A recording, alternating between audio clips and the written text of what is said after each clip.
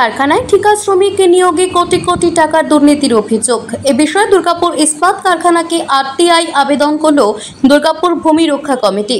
সংগঠনের দাবি, কারখানা তৈরিতে জমি হারা এবং ভূমিপুত্ররা কারখানার কাজ থেকে বঞ্চিত রয়েছেন। অভিযোগ, গত 10 থেকে 12 বছর ধরে কারখানায় ঠিকা শ্রমিক নিয়োগে কোটি কোটি টাকার সিন্ডিকেট চালাচ্ছে 4 থেকে 5 জনের একটি চক্র। নিয়োগ দুর্নীতির টাকায় চক্রের মাথারা কয়েক বছরে ফুলে ফেপে উঠেছেন বলে অভিযোগ। দুর্নীতির ভাগ পাচ্ছেন ডিএসপি আধিকারিকদের একাংশ। মোট 6টি দাবি নিয়ে ডিএসপি কর্তৃপক্ষকে 2টি আরটিআই করার কথা জানান ভূমি রক্ষা কমিটির সভাপতি ধ্রুবজ্যোতি মুখোপাধ্যায়। আরটিআই এর জবাব না পেলে আইনের সাহায্য নেওয়ার কথা বলেন ধ্রুবজ্যোতি। দুর্নীতির প্রমাণ মুখ্যমন্ত্রীর কাছে পাঠানোর পাশাপাশি দুর্নীতির তদন্তের জন্য ইডি সিবিআই এর কাছে আবেদন জানানোর কথা বলেন তিনি। দুর্নীতি চক্র ভাঙতে বড় সড় আন্দোলনের হুঁশিয়ারি দেন ধ্রুবজ্যোতি। ডিএসপির বিরুদ্ধে দুখানা আরটিআই আজকে ফাইল করেছি। 6খানা অভিযোগ বা 6খানা প্রশ্ন জানিয়ে আমরা দুখানা আরটিআই আজকে ফাইল করেছি। কি কি বিষয়ে আরটিআই করলেন? দুর্গাপুরের সংবাদ মাধ্যম এবং দুর্গাপুরের প্রশাসন জানেন যে 9টা গ্রাম ডিএসপির ভিতরে অবস্থিত ছিল, তারা যদি নিজেদের ভিটে মাটি ছেড়ে না আসতো, আজকে দুর্গাপুর শহরটা জন্ম হতো না।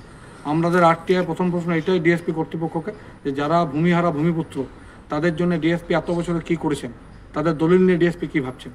এবং আমরা জানতে চাইছি যে দুর্গাপুর 43টা ওয়ার্ডে যে স্থানীয় মানুষরা বসবাস করেন, তাদের কত শতাংশ ছেলে এই মুহূর্তে ডিএসপিতে ঠিকা শ্রমিক হিসেবে কাজ করছে। কারণ আমরা জানি, আপনারাও জানেন, সংবাদ মাধ্যমের বন্ধুরা, প্রশাসনও জানে যে ডিএসপিতে একটা সিন্ডিকেট চলছে।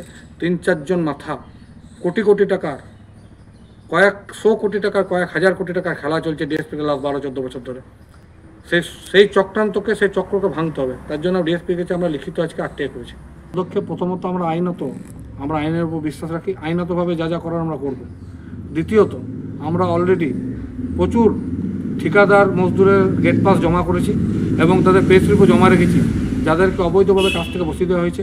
এবং এমন পে স্লিপও আছে যেটা দেখলে আপনারা চমকে যাবেন, যে 800 টাকা, 750 টাকা লেখা হচ্ছে, ছেলেটি হাতে পেয়েছে 260 টাকা। এই যে চক্রান্ত, এই যে চক্র, 3-4টে মাথা মিলে এই চক্রটা চালাচ্ছে। আমাদের লড়াইটা তাদের বিরুদ্ধে, ডিএসপির অফিসারদের যারা এই চক্র থেকে ভাগ নিচ্ছে তাদের বিরুদ্ধে। আমরা সমস্ত কাগজ রেডি করে সংবাদ মাধ্যমকে দেবো এবং আমরা সমস্ত কাগজ মুখ্যমন্ত্রীর কাছে পাঠাবো এবং আমরা ইডি সিবিআইয়ের কাছে পাঠাবো, যাতে তদন্ত করা হোক যে 3-4টে চক্র মাথা চক্রটা চালাচ্ছে।